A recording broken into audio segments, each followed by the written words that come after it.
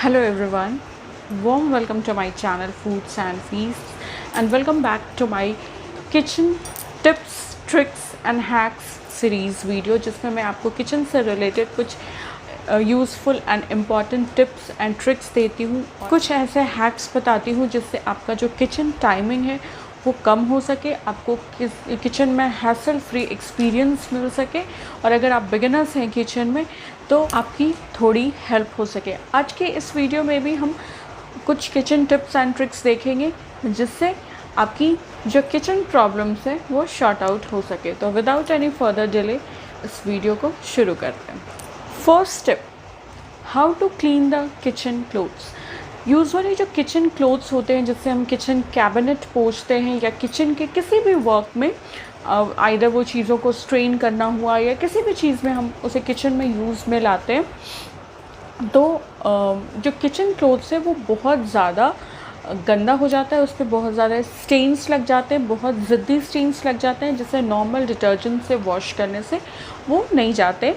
उसे दोबारा से किचन में यूज़ करना बहुत ही ज़्यादा अनहाइजीनिक होता है।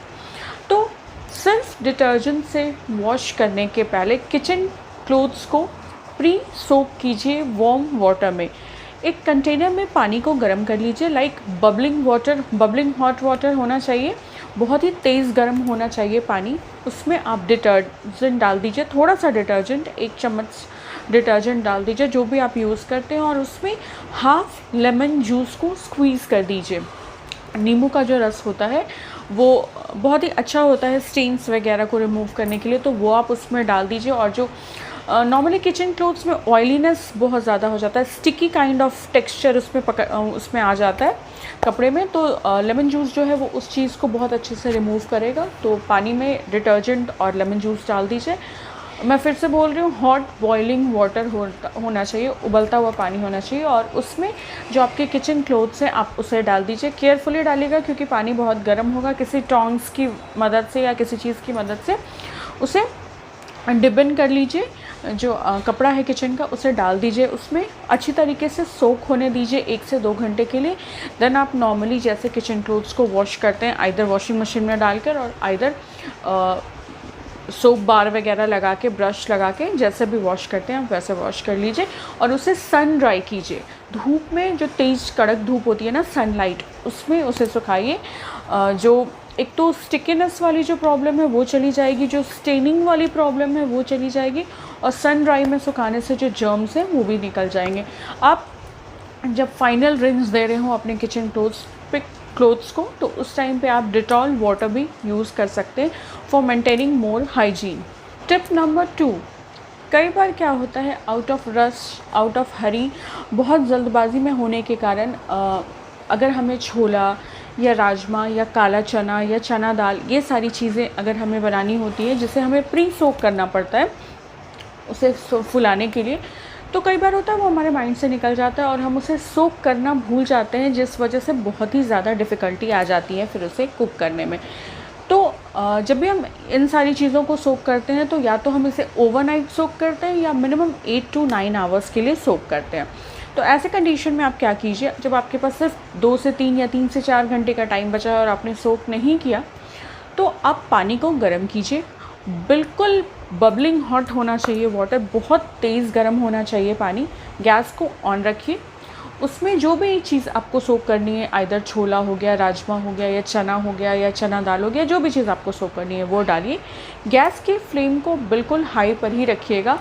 थोड़ी देर उसे पानी के साथ उबलने दीजिए, देन गैस को बंद कर दीजिए। 5-6 मिनट उबलने दीजिए, उबलते हुए पानी में ही डालिए और डालने के बाद उसे वापस से उबलने दीजिए, बॉयल होने दीजिए। 5-6 मिनट के बाद गैस को बंद कर दीजिए और उसे किसी लिड से, किसी ढक्कन से कवर कर दीजिए और 3 से 4 घंटे या 2 से 3 घंटे के लिए सोक होने दीजिए। आपका जो भी इंग्रेडिएंट है जो आप सोक करने के लिए डाल रहे हैं वो बिल्कुल उसी तरीके से सोक होगा जिस तरीके से अगर आप उसे 8 to 9 आवर्स पहले सोक करते। Try this hack, it actually works. How to store the bread crumbs.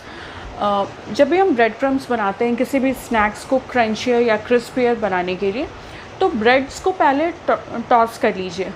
सूखे तवे पे, पैन पे, जिस भी चीज़ पे आपको टॉस करना है या माइक्रोवेव करना है, तो उसे टॉस कर लीजिए। देन उसके बाद उसे ग्राइंड कीजिए और उसे एयर टाइट कंटेनर में अच्छी तरीके से लॉक कीजिए, जिसमें कहीं से भी उसके अंदर एयर ना जा सके। अच्छे तरीके से उसे सिक्योर कीजिए, लॉक कीजिए एंड देन उसे फ्रिज में आप स्टोर करके रखिए। जो भी केन वाली चीज़ें आती हैं, कंडेंस्ड मिल्क हो गया, मिल्क मेड हो गया, जो केन वाली चीज़ें आती हैं बेसिकली, ठीक है, या मिठाई मेट वगैरह हो गया, तो उसका जो लिड होता है वो एक्चुअली टिन का होता है। टिन समझ रहे हैं आप, जो जिसका उसका कंटेनर होता है ना, जिस मटेरियल का बना वो टिन का लिड होता है, तो वो टाइटली बंद नहीं हो पाता जब आप उसे यूज़ कर लेते हैं उसके बाद। तो ऐसे कंडीशन में आपके पास दो ऑप्शंस हैं, ठीक है। एक बार अगर आपने थोड़ी सी क्वांटिटी निकाल के यूज़ करी है एंड देन फिर आप उसे बंद करके नहीं रख सकते क्योंकि उसका जो कवर होता है वो लूज़ होता है, तो आप ऐसे कंडीशन में क्या करेंगे, पूरे कंडेंस्ड मिल्क को या जो भी चीज़ है उसे एक आइदर टिफ़िन बॉक्स और आइदर कोई भी ऐसा एयर टाइट कंटेनर हो उसमें डाल लीजिए एंड देन उसका जो पार्टिकुलर कैप है, उसका जो पार्टिकुलर ढक्कन है, उससे लगा के सील कर दीजिए। एयर टाइट कंटेनर होना चाहिए एंड देन उसमें रख दीजिए। वो जिस कंटेनर में आया है उसे आप थ्रो आउट कर दीजिए। सेकेंड हैक ये होता है कि आप एक बार जब उससे कुछ पोर्शन निकाल के यूज़ कर रहे हैं, देन उसके बाद उसे या तो एल्यूमिनियम फॉयल या तो क्लिंग रैप से रैप करके एक रबर बैंड लगा दीजिए, जिससे कि वो सिक्योर्ड रह सके, उसमें एयर पास ऑन ना कर सके। मॉनसून के सीज़न में स्पेशली आपने देखा होगा कि जो भी ऐसे पाउडर्ड फॉर्म में जो भी चीज़ें होती हैं, लाइक बेकिंग सोडा हो गया, बेकिंग पाउडर हो गया, देन ये सब क्या बोलते हैं इसे, बॉर्नविटास वगैरह हो गया, जो भी हम लोग प्रोटीन्स वगैरह लेते हैं, प्रोटीन शेक वगैरह हो गया, या चॉकलेट पाउडर हो गया, कोकोआ पाउडर हो गया, कॉफ़ी हो गया, ये सारी चीज़ें मॉनसून के सीज़न में जमने लगती हैं, लाइक उसमें सॉलिड फॉर्म में वो, और वो बिल्कुल स्टिफ़ हो जाता है, वो पाउडर्ड फॉर्म में नहीं रहता, वो बिल्कुल कड़ा हो जाता है, जिसे यूज़ करना बिल्कुल भी कन्वीनियंट नहीं होता। तो इसके लिए आपको दो चीज़ों का ध्यान रखना बहुत ज़रूरी है। जब भी आप इन सारी चीज़ों को, जो भी पाउडर्ड फॉर्म में चीज़ें हैं, आइदर प्रोटीन शेक्स और कोकोआ पाउडर, बेकिंग पाउडर, जो भी सारी चीज़ें हैं, उन्हें जब आप निकाल रहे हों तो कई बार हम करते हैं कि हम पैकेट से ही निकाल कर उसे वापस से उसी पैकेट में या तो रबर बैंड लगा देते हैं, या तो जिप लॉक बैग है तो उसे सील कर देते हैं, या किसी तरीके से सिक्योर करके उसे प्लास्टिक में ही छोड़ देते हैं, या कॉफ़ी का अगर छोटा पाउच है तो हम उसे रबर बैंड से सिक्योर करके छोड़ देते हैं for the next use. But आप ऐसा बिल्कुल भी ना करें। इवन इफ़ अगर वो जिप लॉक बैग में भी है तो भी चांसेस है कि इन केस कहीं से जिप लॉक ठीक से सील नहीं है तो उसमें हवा पास ऑन कर सकती है, एयर पास ऑन कर सकती है, जिससे वो सॉलिड्स में फॉर्मेशन ले सकता है। उसे हमेशा एयर टाइट कंटेनर में सिक्योर करके रखें। आप उसे खोलते के साथ ही किसी एयर टाइट कंटेनर में डाल दें, पैकेट में उसे इसी तरह ना छोड़ के रखें दूसरे यूज़ के लिए। एंड देन जब भी आप निकाल रहे हों तो कोशिश करें कि ड्राई चम्मच, या तो उसमें एक चम्मच स्पेसिफ़िकली उसके लिए ही डाल के रख दें, या अगर आप हर बार दूसरे चम्मच से निकालते हैं तो स्पून को पहले अच्छी तरीके से कपड़े से पोंछ लीजिए। और ये भी ध्यान रखिए कि आपका हाथ भी बिल्कुल भींगा हुआ नहीं होना चाहिए, बिकॉज़ आपका हाथ भी हल्का सा अगर उसमें ड्रॉप होता है बॉटल में और आपका हाथ भी भींगा हुआ है तो वो मॉइस्चर उसमें जाएगा, जिस वजह से वो लम्प्स और सॉलिड्स टाइप ऑफ चीज़ें जो हैं वो फॉर्मेशन होने लगती हैं। तो बहुत बार होता है कि कुछ लोग लाइम जूस बाहर से लेकर आते हैं, लेमन का जो जूस होता है वो लेकर आते हैं अपनी वेजिटेबल्स में, या बहुत सारी चीज़ें जो भी डिशेस वो बनाते हैं उसमें डालने के लिए। इससे ज़्यादा इकोनॉमिकल तरीका है बाहर से जो आप फ्रेशली मेड लाइम जूस लेकर आते हैं, उससे ज़्यादा हाइजेनिक और ज़्यादा इकोनॉमिकल तरीका है कि वो लाइम जूस आप इजीली घर में विदाउट एनी हैसल बना सकते हैं।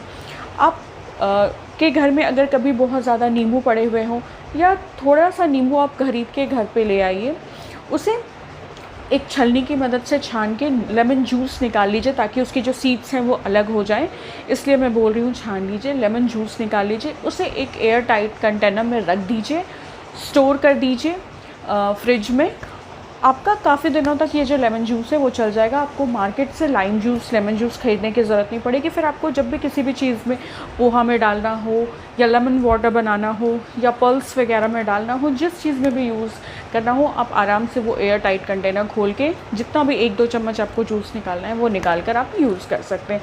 आप चाहें तो इस लाइम जूस को आप फ्रीज़र में भी स्टोर कर सकते हैं। Last hack, how to make your masalas aromatic. बहुत लोग होते हैं जो पाउडर्ड मसालाज, जो बाहर से रेडीमेड पाउडर्ड मसालाज आते हैं, वो यूज़ करना प्रेफर नहीं करते। तो अगर आप घर पे फ्रेशली कंपाउंडेड मसाला यूज़ करते हैं किसी भी सब्ज़ी या कई बार ऐसा होता है कि हम कोई स्पेशल रेसिपी बना रहे तो उसके लिए हम फ्रेशली मसालाज को ग्राइंड करते हैं।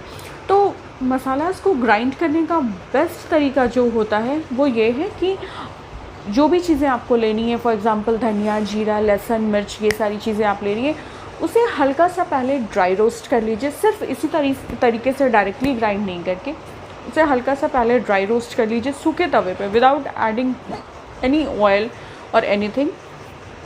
उसे सूखे तवे पे ड्राई रोस्ट कर लीजिए। जब वो ड्राई रोस्ट हो जाए उसके बाद उसे ठंडा कर लीजिए।